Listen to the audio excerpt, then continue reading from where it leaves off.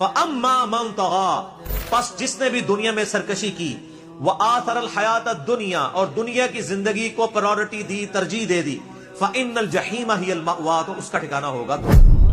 تین جملوں میں پوری الہامی کتابوں کی دعوت کا خلاصہ۔ فَأَمَّا مَنْ طَغَى جس نے سرکشی کی، اللہ کی حدوں کو پھلانگا دنیا میں، وَآثَرَ الْحَيَاةَ الدُّنْيَا اور دنیا کی زندگی کو سب کچھ سمجھ لیا، اسے پرائورٹی دے دی، ترجیح دے دی، فَإِنَّ الْجَحِيمَ هِيَ الْمَأْوَىٰ اس کا ٹھکانہ ہوگا دوزخ۔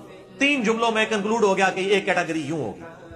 آگے سنیں، وَأَمَّا مَنْ خَافَ مَقَامَ رَبِّهِ اور جو پوری زندگی ڈرتا رہا کہ اسے اپنے رب کے حضور کھڑا ہونا ہے، وَنَهَى النَّفْسَ عَنِ الْهَوَىٰ اور اپنے نفس کو خواہشات سے روکی رکھا، ہر وہ بری خواہش جو اللہ کی نافرمانی کے اوپر مشتمل ہے اسے روک کے رکھا، فَإِنَّ الْجَنَّةَ هِيَ الْمَأْوَىٰ اس کے لیے جنت ٹھکانہ ہو۔